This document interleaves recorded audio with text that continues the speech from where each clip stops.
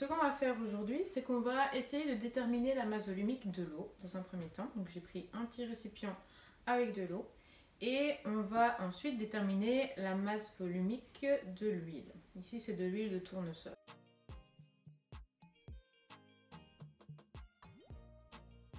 Alors pour faire cela, je vais utiliser une balance, c'est une balance électronique dans ce cas-ci. C'est une balance qui me permet de mesurer des masses jusqu'à 1 centième de gramme, donc ça veut dire que je peux aller jusqu'à 2 chiffres après la virgule, donc je peux avoir une précision de 0,01.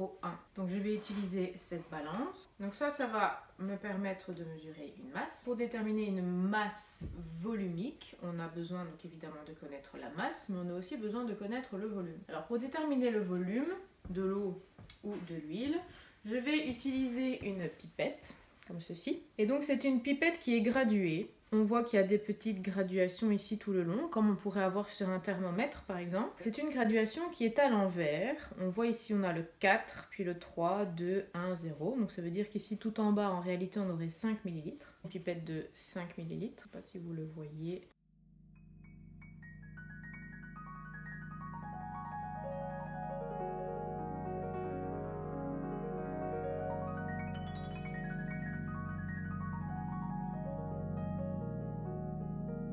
C'est une pipette qui permet de mesurer jusqu'à 5 ml. Si je veux, je peux prélever des volumes inférieurs à 5 ml grâce à mes graduations. Alors quand on utilise cette pipette, on doit aussi utiliser une poire, c'est ceci.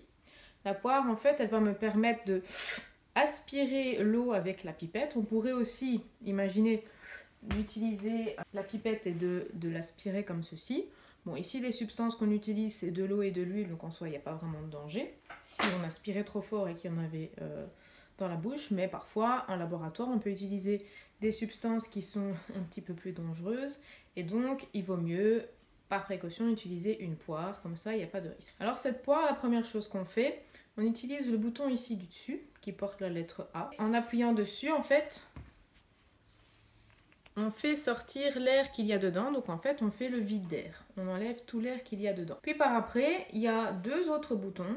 Celui-ci permet de prélever, donc de faire aspirer un liquide quand on va utiliser la pipette. S'il n'y a pas de pipette, si j'appuie dessus, vous voyez qu'il y a de l'air qui rentre en fait.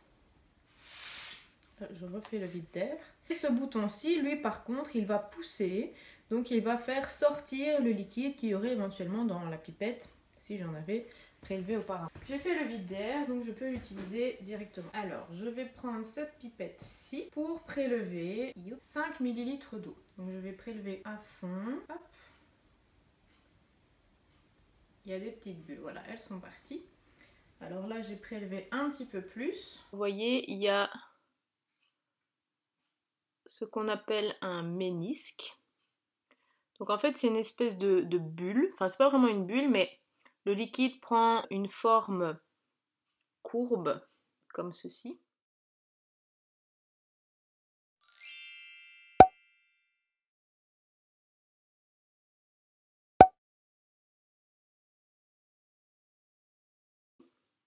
Comme si c'était un petit bol. Là, je suis un petit peu au-dessus du zéro, donc j'en retire une petite quantité en appuyant avec ma poire.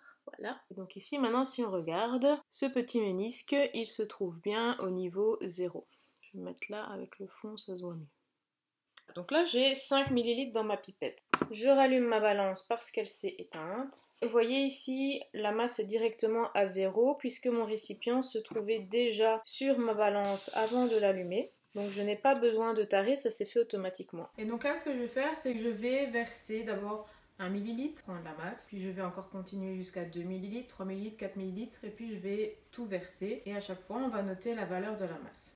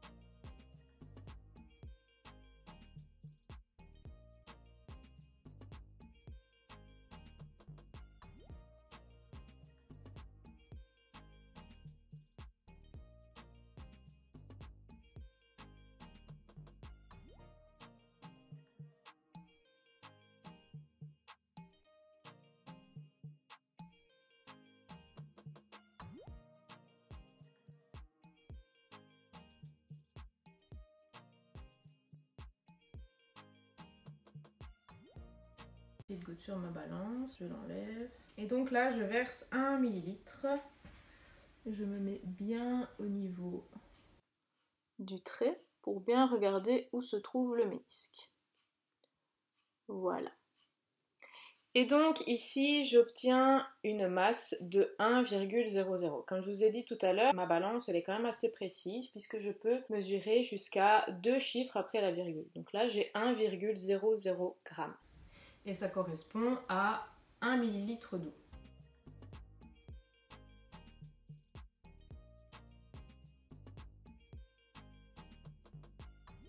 Maintenant, je vais descendre jusqu'à 2 ml et voir la masse que cela va avoir.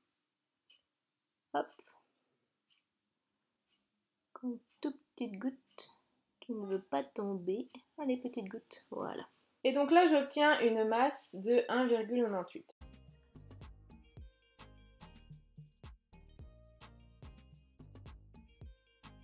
J'ai 2 ml. Je descends jusque 3 ml pour obtenir la masse.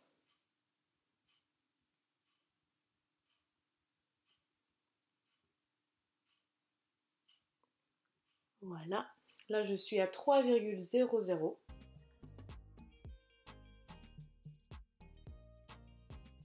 Je continue jusque 4.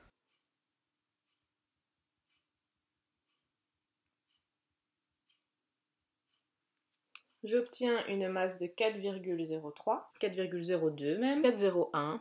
Bon, est-ce que ça allait? Ça se stabilise à 4,00.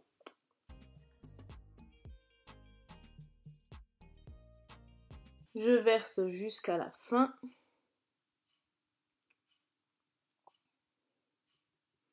La petite goutte finale qui ne veut pas sortir. Non, hop, ça reste comme ça. Là, on obtient 4,96. 4,95 après stabilisation.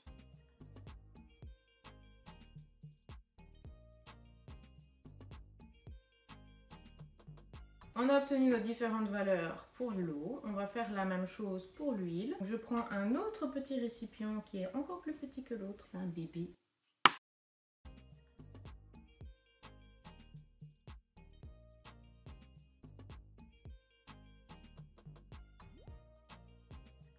Je vais faire la même chose que tout à l'heure. Je vais prélever 5 ml d'huile. Cette fois-ci, plus de l'eau, mais bien de l'huile.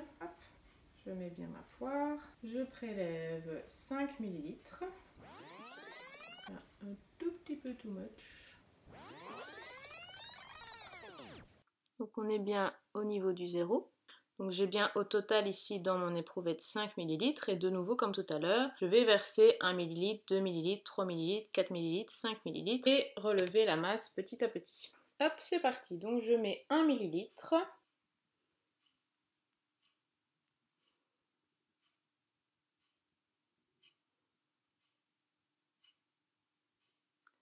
Et voilà, là j'ai mis 1 ml et j'ai une masse de 0,88 g.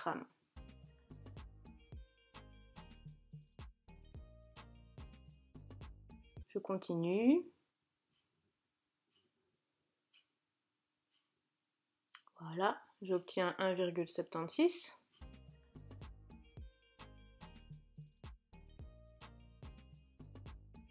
Je continue jusque 3 ml.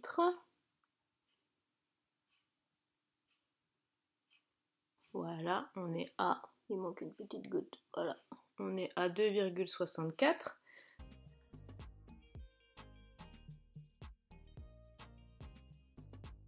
J'ajoute encore pour obtenir 4 ml.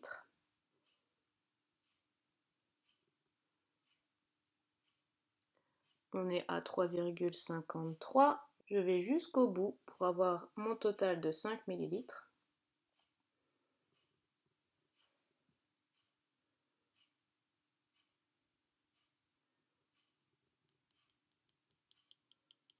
Allez, la petite goutte. Voilà. Et on obtient 4,46.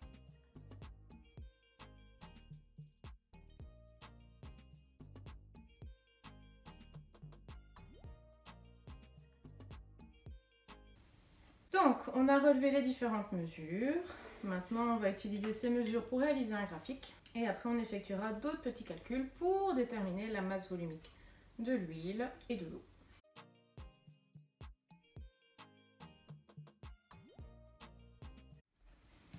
Bon, Berlioz. Donc voici mon chat, Berlioz, qui se prend pour un scientifique, mais qui ne l'est pas. Allez, oup, oust. Voilà.